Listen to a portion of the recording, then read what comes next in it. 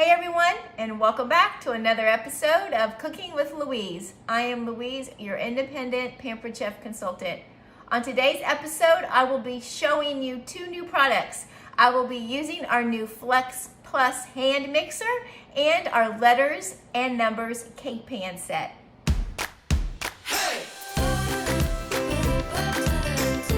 So I'm going to start making the batter for the cake. I'm just using a box of cake mix, and I'm just using a yellow. And to make it a little different, I thought I would use some cookies and cream Jell-O mix. I happen to have that in my pantry, and I thought, well, that should be fun. So I just went online and I Googled cake recipes using a Jell-O mix. So we've got that both in there. To that I need to add 3 whole eggs, 1/3 cup of oil, just using some vegetable oil, 1 cup of water, and 3/4 cup of sour cream.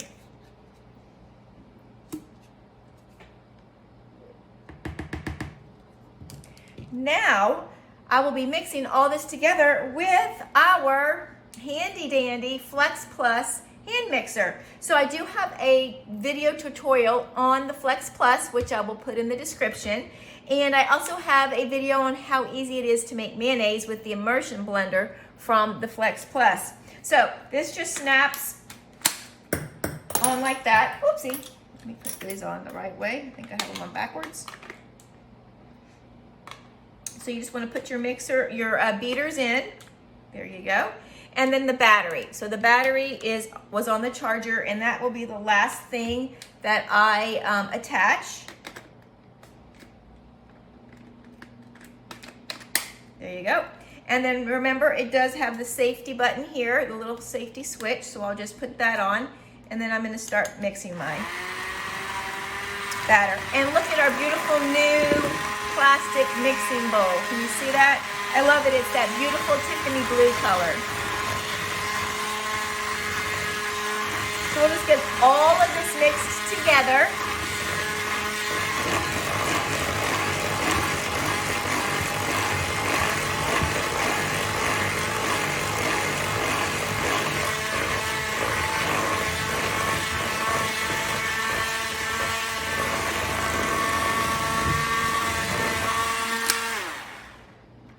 That was quick, wasn't it? Okay, we'll just take that apart.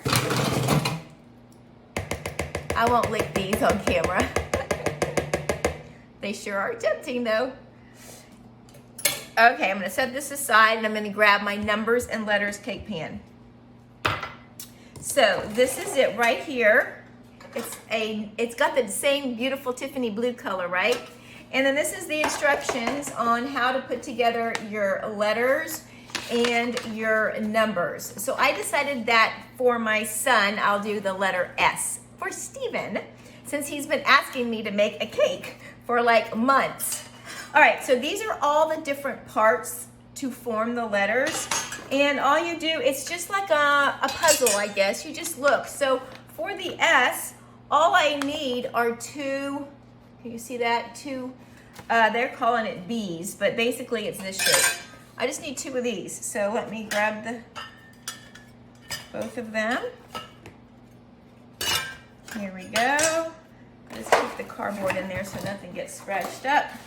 And then according to the little chart, I just go down 2 and up 2. So there you go. Just like that, you see?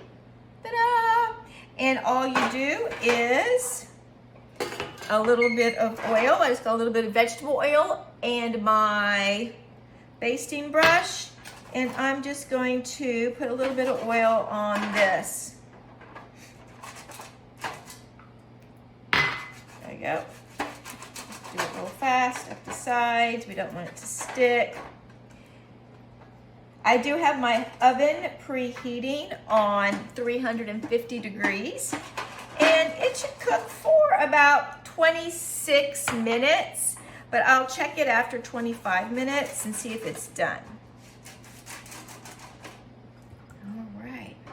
I also got some Oreo cookies to decorate the top of the cake when it's done cooking. So can't wait to eat this later on. Gonna be good. All right, so our numbers and letters cake pan set is a great pan, especially if you have little ones in the home. Think of all the birthdays, since you can make numbers. You can do it for, you know, all the different birthday years. You could also make a question mark. You can make an exclamation mark. There's so many fun things that you can do with it. All right, and then now you just add your batter. I can see the little chunks of the cookies in here. Sure looks good. All right, I'm trying not to make a mess. There you go.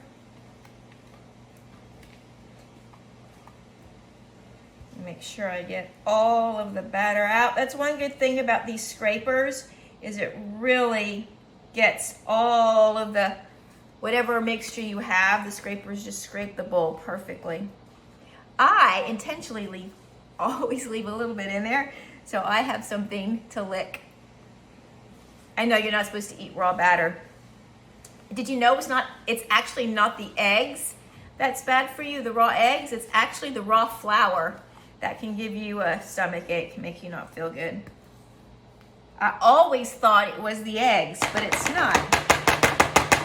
Interesting, right? All right, let me just make sure we are even, Steven, all the way around. There you go. I need a little bit more on this side.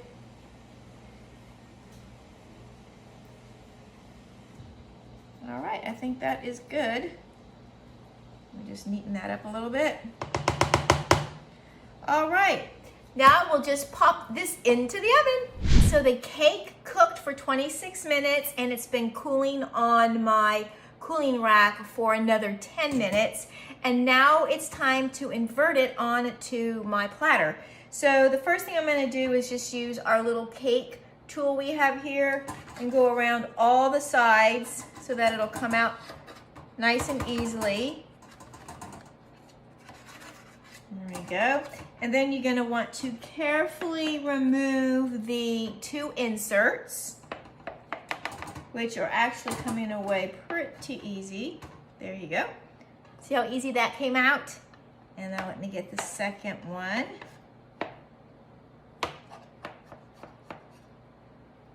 There we go.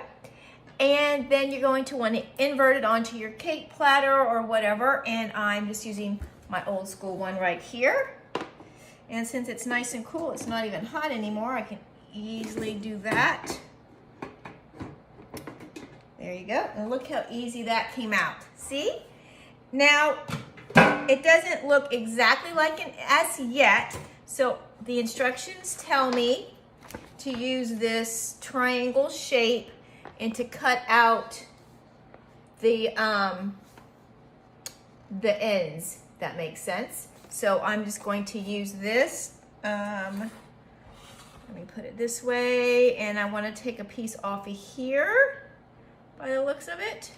So obviously somebody's gonna get a nice little treat with all the little ends. Whoops, you can't even see what I just did. Anyway, I cut off the end. Put it right here. Let me see if I can back it up a little bit. I'll see if you can see here.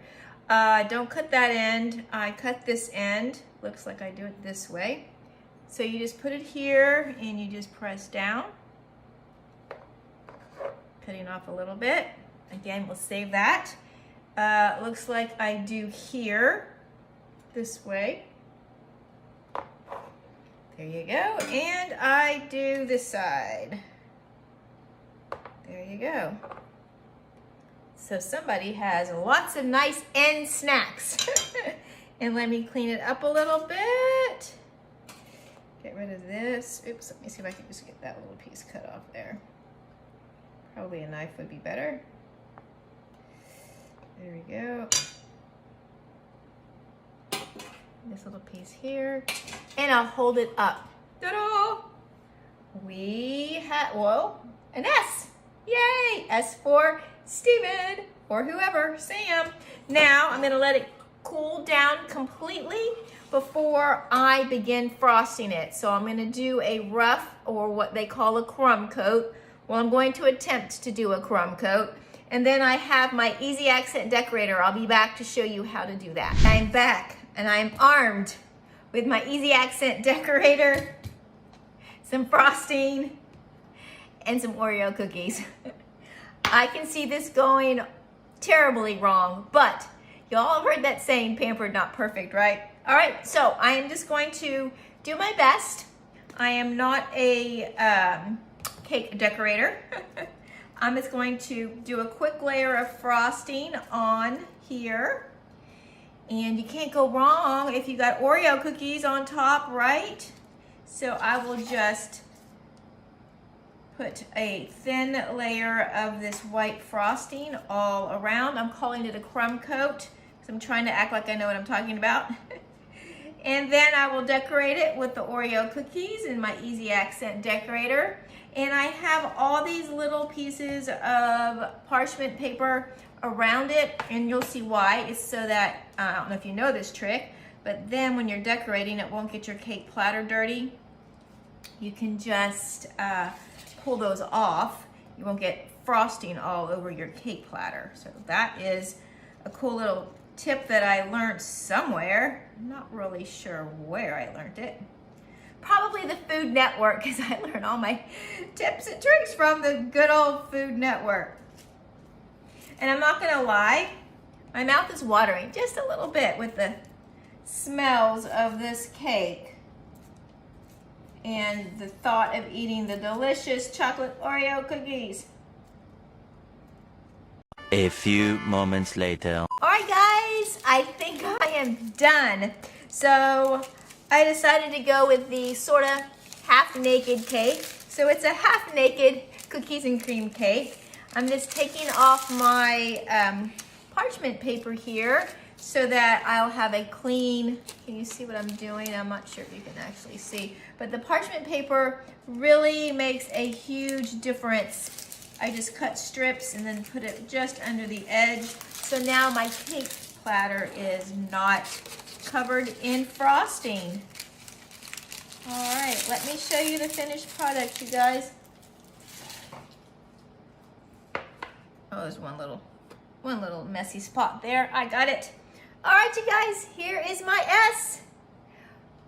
Cookies and cream cake with the numbers and letters pan. I think this is adorable. If you have kiddos, you need a numbers and letters pan too. All right, you guys, thanks for watching. You know the drill. Give me thumbs up, subscribe, and ring the bell so you will be notified of all of my upcoming videos. All right, shall I cut into it? I think yes. Bye for now.